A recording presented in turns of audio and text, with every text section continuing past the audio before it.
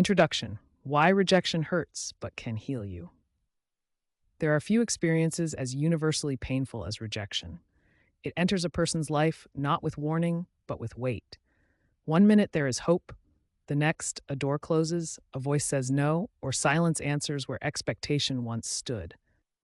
Whether it is the job interview that leads nowhere, the relationship that falls apart without explanation, the dream that collapses under the pressure of doubt, or the audience that never shows up, the message is clear. You are not wanted. You are not chosen. You are not enough. At least, that is what it feels like. Rejection is more than disappointment. It is deeply personal. It touches the core of identity. It takes aim not just at what someone has done, but who they are. That is what makes it so hard to shake. It lingers long after the moment has passed. People carry it into the next opportunity, the next relationship, the next idea. The memory of being dismissed or denied wraps itself around the mind like a whisper. Do not try again. You already know how this ends. What makes rejection so damaging is not only the initial hurt, but the stories people begin to tell themselves afterward. These stories sound reasonable. They seem protective. But in reality, they are prisons. A person who is rejected once may begin to believe they are fundamentally flawed.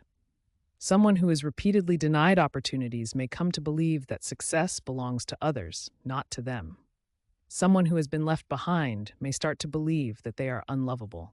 Slowly, subtly, rejection writes a false narrative. This narrative is dangerous because it limits what people attempt.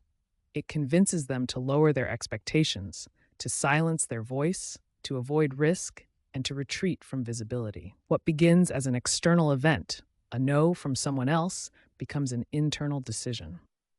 That decision often sounds like this: I will never let myself feel that way again. And so the person shrinks. They stop raising their hand. They stop pursuing the dream. They stop believing that they matter. But here is the truth that many people never hear. Rejection is not the end of the story. In fact, for many, it is the beginning of the most meaningful chapter. Every individual featured in this book encountered significant rejection. They were told no, ignored, dismissed, laughed at, or underestimated. Some were rejected once, others, dozens, or even hundreds of times. What separates them from the millions who remain stuck in silence is not talent, luck, or connections. It is choice. They chose not to let rejection define them. They chose to get back up. They chose to keep trying. They chose to see the no as fuel, not finality. These are not romanticized stories. These are not exaggerated tales meant to dazzle or entertain. They are real, verifiable accounts of people who faced rejection in its many forms and used it. Some names you may recognize, others you may not. But what matters is not their fame. What matters is what they did with the pain. Rejection can be a powerful teacher. It exposes blind spots. It challenges entitlement. It dismantles ego. It clarifies values. And perhaps most importantly, it builds resilience. In a world that rewards quick success and celebrates overnight achievements, the process of becoming resilient is often overlooked. But it is rejection that trains people to stand in uncertainty, to keep moving forward in the absence of applause, and to continue believing in the worth of their voice. That kind of resilience is not built by compliments. It is forged in silence, in setbacks, in the echoes of closed doors.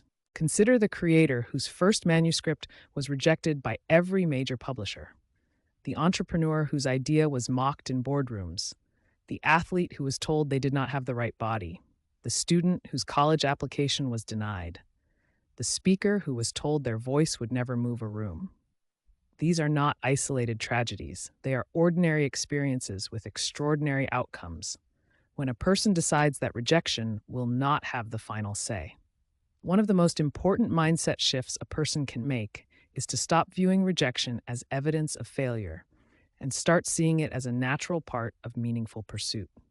Rejection is not something to be feared. It is something to be expected. In fact, if a person is not encountering rejection, it may be because they are not aiming high enough. Every worthwhile goal includes risk, and where there is risk, there is the possibility of rejection. That is not a reason to pull back. It is a reason to press in, because the very thing that feels like a threat is often a test, not a test of worth, but a test of willingness. Are you willing to keep going after the no? Are you willing to bet on yourself even when others will not? Are you willing to rise after being dismissed? These are the questions that shape destiny more than talent or timing ever could. This book is not interested in superficial solutions. It will not offer hollow encouragement or generic affirmations. Instead, it will walk you into the fire with people who have gone before you. It will show you the moments they almost gave up. It will show you how they felt, what they faced, and how they found a way through. You will see rejection not as a wound to avoid, but as a moment to engage. And through their stories, you will begin to understand something powerful. You are not the only one who has been told no, and you are not the only one who can rise anyway.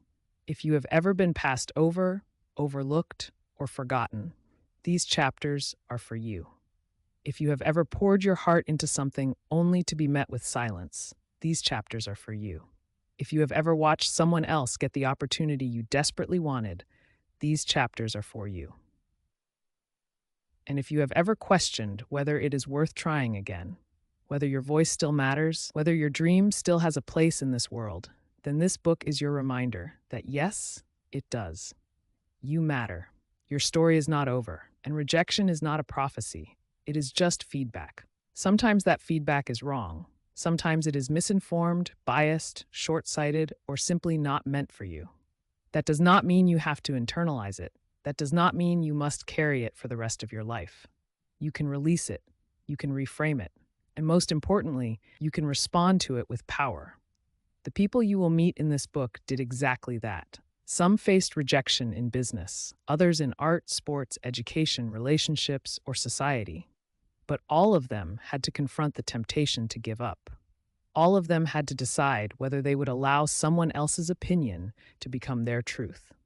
And all of them discovered that what comes after rejection is often the most beautiful part of the journey. The path ahead is not easy. Rising after rejection takes work. It takes self-awareness. It takes courage. And it takes a willingness to be misunderstood while you grow. But it is possible. You do not need to wait for permission to begin again. You do not need to earn validation from those who could not see you the first time. You do not need to justify your value. You simply need to believe that there is more. There is more beyond the no. There is more beyond the silence. There is more beyond the failure.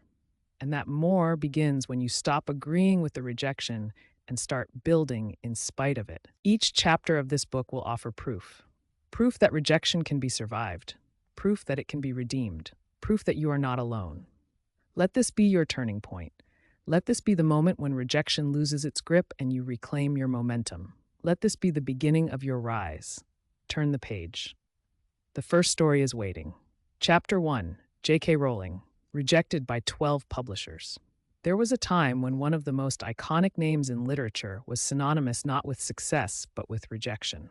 Joanne Rowling, now known worldwide as J.K. Rowling, had a manuscript that would one day be embraced by millions across the globe. But before a single child ever dreamed of Hogwarts, 12 publishing houses turned her down. 12 times she was told no.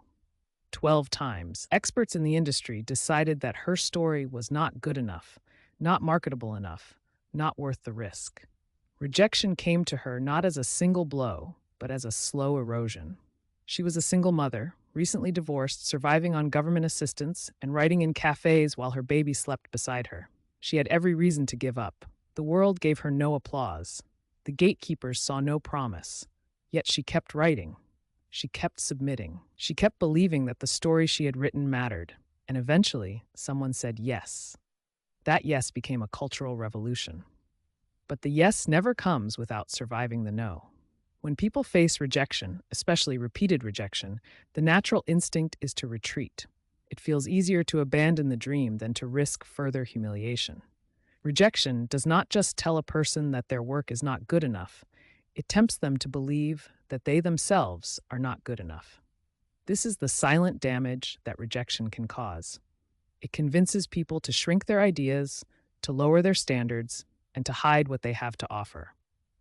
But as the story of J.K. Rowling proves, sometimes the very thing that is being rejected holds world-changing potential. The manuscript that would become Harry Potter and the Philosopher's Stone did not look impressive to the people who read it at first. Publishers did not believe children would be interested in reading such a long book. They thought the writing was too dense. They worried that a fantasy story from a first-time author would not be profitable, and so they passed, again and again. But Rowling kept submitting the manuscript. She continued to believe in its worth, even when industry professionals dismissed it. Eventually, it landed on the desk of an editor at Bloomsbury Publishing. Even there, the enthusiasm was not immediate. The story goes that the chairman gave the first chapter to his 8-year-old daughter. She devoured it and demanded the next. Her reaction helped push the publisher to take a risk on the unknown author. They offered her a modest advance, just £1,500, and suggested she get a day job because there was little chance she would make much money from writing children's books. They were wrong. The Harry Potter series would go on to sell more than 500 million copies worldwide, making it the best-selling book series in history. Rowling's life transformed, but the transformation did not begin with success. It began with her decision to press through rejection. What can be learned from this is not just a celebration of eventual fame. It is a lesson in resilience, patience, and conviction. Rejection is not just about what other people say. It is about what a person believes after they hear it. Rowling heard no 12 times from publishers, but she had heard no in many other ways before that. Rejection from personal relationships, rejection from career opportunities, rejection from life itself in some of its hardest moments. Yet she kept going. That decision, to keep going in the face of repeated dismissal, is not unique to authors. It applies to every person who has an idea, a vision, a desire to contribute something meaningful to the world. Whether the dream is to build a business, create art, lead a team, teach others, or invent something new, rejection will inevitably show up. Sometimes it will be loud and clear. Sometimes it will come through silence. But it will come. The question is not whether a person will be rejected. The question is how they will respond. Many people never get to their breakthrough because they interpret rejection as a sign to quit. They take the no as a final answer. They bury the manuscript. They archive the business plan. They walk away from the relationship, the audition, the application. They protect themselves from future disappointment, but they also rob themselves of future possibility. Rejection is not a reflection of absolute value. It is a reflection of one person's opinion at one point in time. Every industry has stories like Rowling's. Stories of talented people whose work was overlooked until someone finally paid attention. These stories remind us that rejection is often short-sighted. People see through the lens of their own biases, their own limitations, and their own risk tolerance. What one person sees as a waste of time, another might see as a treasure. The key is not to internalize someone else's short-sightedness as your truth. There is a psychological toll that comes with rejection. Studies from the University of Michigan have shown that the brain processes emotional rejection in the same region as physical pain. This is why rejection hurts so deeply. It is not imagined, it is real. And yet people can survive it. Even more, they can grow stronger because of it. Resilience is not the absence of pain, it is the ability to move forward in spite of it. Rowling once said in a commencement speech at Harvard University that failure became the foundation on which she built her life. She described how losing everything forced her to strip away what did not matter and focus on what did. In her words, rock bottom became a solid foundation. That perspective did not come easily. It came through experience, through heartbreak, and through rejection. But it became the turning point that allowed her to build something lasting. For those who are in a season of rejection, her story offers both comfort and challenge. The comfort is this: you are not alone. Many of the people you admire were once told no. Their talents were once ignored. Their dreams were once considered foolish. The challenge is this: you must decide whether to stop or keep going. You must decide whether the no you hear will become the story you believe. That manuscript you are holding on to might not look like much to others. That idea you keep pitching might feel like a lost cause. That dream you have been nursing quietly might seem foolish in the eyes of the world. But if it is meaningful to you, if it is honest, necessary, and rooted in truth, then it is worth pursuing. The publishing houses that rejected Rowling were not malicious. They were cautious. They were trying to predict what the market wanted. They were trying to protect their bottom line. But they were wrong. They could not see what would one day become obvious. This is the nature of vision. It is rarely recognized early. Most people do not understand what they are looking at until the results are undeniable. You must become the first to believe in your work. You must be willing to carry it through the rejection. You must be prepared to be misunderstood, overlooked, and doubted. Because every person who changed the world was first told they could not. There is no formula that guarantees success, but there is one certainty. If you stop trying, the outcome is already decided. Rejection might delay your dream, it might force you to pivot, it might test your confidence, but it cannot defeat you unless you let it. Let Rowling's story serve as a reminder. The very thing that is being rejected today could become the very thing that transforms lives tomorrow. The no you hear now might be the doorway to the yes that changes everything. But you will only reach that doorway if you keep walking. Your work matters. Your voice matters. Your ideas matter. Even if they are not recognized today, they carry the power to create something extraordinary. That power remains even in silence, even in failure, even in rejection. So submit the manuscript, send the email, pitch the idea, speak the truth. And when the no comes, hear it. But do not believe it, because your yes might be one try away. Overcome rejection and rise again. If this story moved you, imagine what 29 more can do for your mindset, confidence, and purpose. Overcoming Rejection, 30 Powerful Stories That Will Inspire You to Rise Again, is not just a book, it is a roadmap to rising stronger after every no. From J.K. Rowling to Oprah Winfrey, from Colonel Sanders to Ed Sheeran, you will discover real stories of people who turned rejection into redemption. Click the link in the description to get your copy on Amazon now. Whether you are recovering from heartbreak, failure, dismissal, or doubt, this book is your reminder that rejection is not the end of your story. You are not finished. You are just getting started. Buy the book today and begin your comeback.